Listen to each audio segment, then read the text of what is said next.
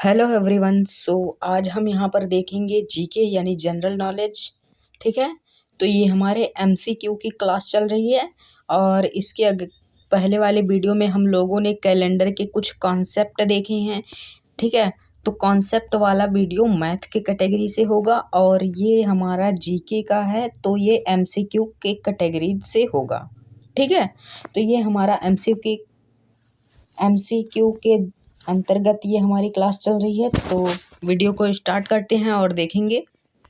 सबसे पहले यहाँ पर दिया गया है जीके। ठीक है, क्या दिया गया है? जीके। तो जीके का मतलब क्या होता है? जीके का मतलब है जनरल। ठीक है, ये ठीक है, तो यहाँ पर ये जो हमारा जीके है और यहाँ पर क्या जनरल नॉलेज, तो ये जनरल नॉलेज लिखा गया है। ये पैसिफिको के अंतर्गत लिखा गया है। ठीक है, पैसिफिको के अंतर्गत। ठीक, तो यहाँ पर जी फॉर क्या होगा? जनरल, के फॉर नॉलेज।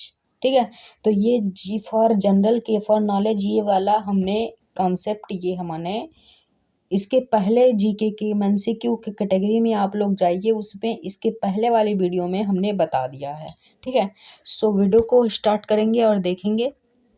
दिया गया है जीके जनरल नॉलेज जिसको कहा जाता है, और इसी को बात करें हिंदी में क्या कहते हैं, तो इसको हिंदी में कहते हैं सामान्य ज्ञान। ठीक है, क्या कहते हैं? सामान्य ज्ञान। ठीक है, यहाँ पर दिया गया है सामान्य ज्ञान। ठीक, देखेंगे इसके आगे। इसके आगे हम दिया गया है जीके। ठीक है, क्या? जीके यानी जनरल नॉलेज का हमारा जो क्वेश्चन स्टार्ट हो रहा है वो यहीं से होगा। ठीक है, और देखेंगे पहला प्रश्न, हमारा पहला क्वेश्चन, नीचे दिए गए शब्दों में से कौन सा शब्द अनेकार्थी है?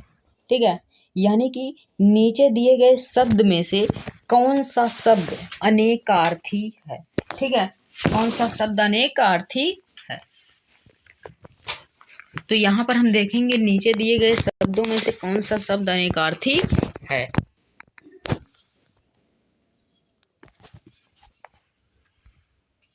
ठीक है, तो इसमें से हमारा कौन सा शब्द अनेकार्थी है? देखेंगे।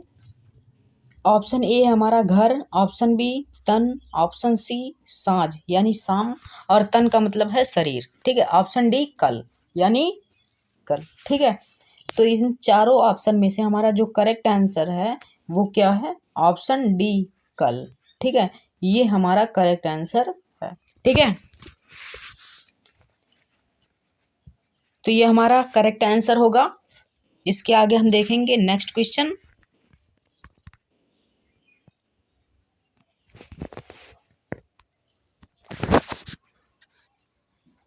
मुक। ठीक है,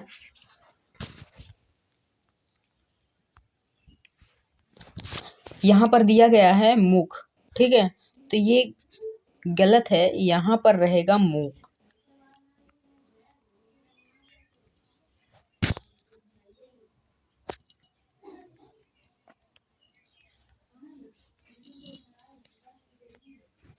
मूक। ठीक है, मूक ये जो शब्द है इसका विलोम शब्द कौन होगा? ठीक है, इस मूक शब्द का विलोम शब्द कौन होगा? मुक्ता, वाचाल, अमूक। ठीक है, तो इस शब्द का विलोम शब्द अमूक होगा। हमारा सी ऑप्शन करेक्ट होगा। ठीक है, अमूक ये हमारा करेक्ट आंसर होगा। ठीक है, नेक्स्ट क्वेश्चन को देखेंगे इसके बाद।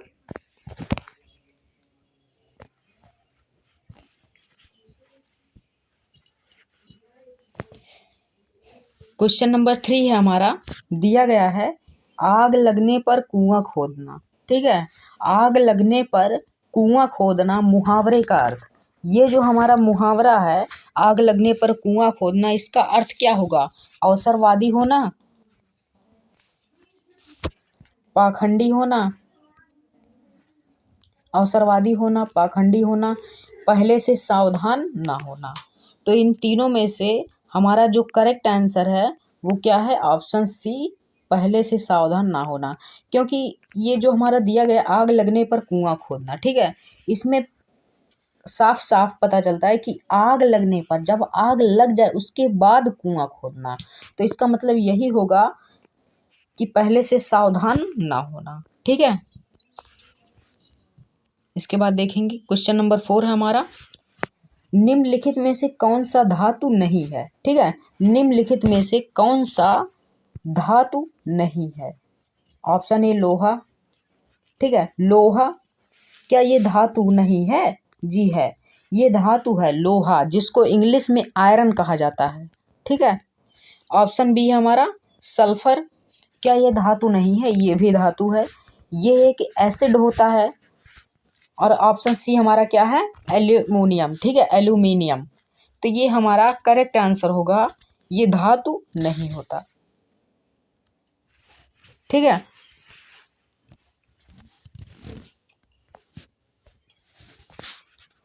निम्नलिखित में से कौन सा पेरिस्कोप में उपयोग करता है?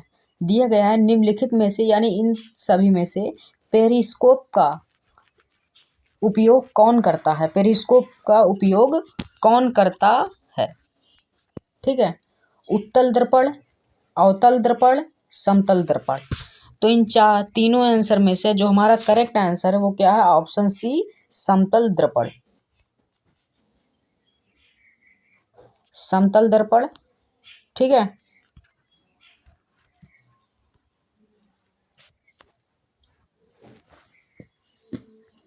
क्वेश्चन नंबर 6 देखेंगे हम,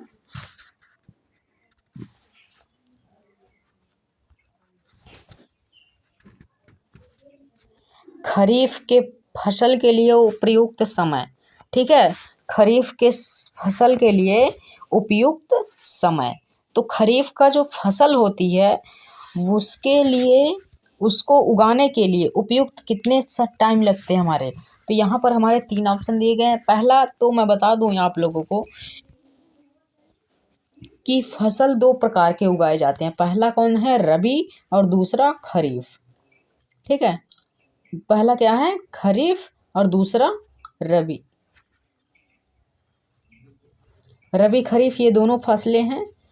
खरीफ में एग्जाम्पल्स है जैसे धान जो है, ठीक है, धान है, पैडी जिसे कहा जाता है इंग्लिश में, धान,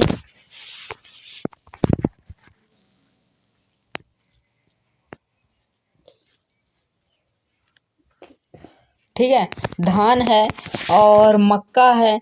तो इन सब चीज़ें लग जाती हैं खरीफ के फसल में, ठीक है।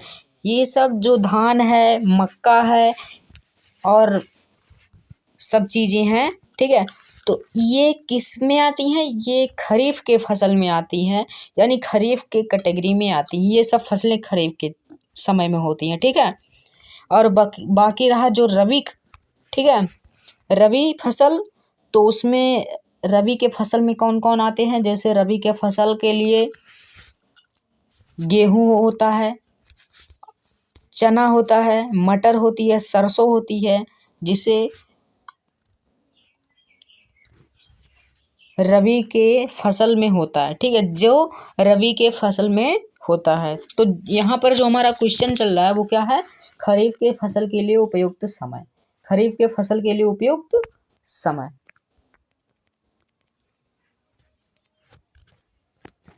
पहला दिया गया है जून से सितंबर, दूसरा है जनवरी से मार्च, ऑप्शन सी है अक्टूबर से फरवरी। तो ये सब हमारा ठीक है ऑप्शन है। तो इन सभी में से जो हमारा करेक्ट आंसर है वो क्या है? ऑप्शन ए, ऑप्शन ए हमारा करेक्ट होगा, ठीक है, ऑप्शन ए हमारा करेक्ट होगा। देखेंगे अगला नेक्स्ट क्वेश्चन, चीनी के अल्कोहल में, ठीक है, दिया गया है चीनी के अल्कोहल में, यानी कि शक्कर, चीनी जिसका चाय बनती है, ठीक है, जिसका चाय बनती है, उसके अल्कोहल मतलब दारू में परिवर्तन की प्रक्रिया क्या कहलाती है? चीनी यानी शक्कर और दारू के परिवर्तन में, ठीक है, चीनी और दारू के परिवर्तन में जो परिवर्तन होता है उस प्रक्रिया को क्या कहते हैं, ठीक है, उस प्रक्रिया को क्या कहते हैं। पहला है किण्वन, दूसरा है संवर्धन, तीसरा है निर्जलीकरण, ठीक है। तो इन सभी में से जो हमारा करेक्ट आंसर है वो क्या है, ऑप्शन ए किण्वन, ठीक है, ऑप्शन ए किण्वन, ठीक है। और हमारा लास्ट क्वेश्चन है और क्वेश्चन नंबर 8 है हमारा।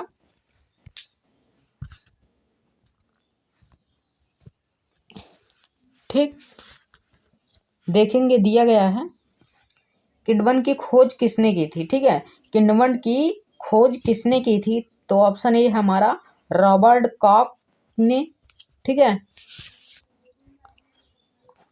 रॉबर्ट कॉक ने। फिर उसके बाद हमारा जो, ठीक है, रॉबर्ट कॉक ने। तो यहाँ पर दिया गया किण्वन की खोज किसने की थी, तो रॉबर्ट कॉक ने खोज की थी। जी नहीं, ये हमारा ऑप्शन गलत है पहला, ठीक है। तो ऑप्शन बी हम देखेंगे स्टीफन हेल्थ ने, ये भी हमारा गलत है ऑप्शन, ठीक है, स्टीफन हेल्थ ने। तो ऑप्शन सी हमारा क्या है, लुईस पास्चर ने, ये हमारा ऑप्शन सही होगा। लुईस पास्चर ने किण्वन की खोज की थी, ठीक है। तो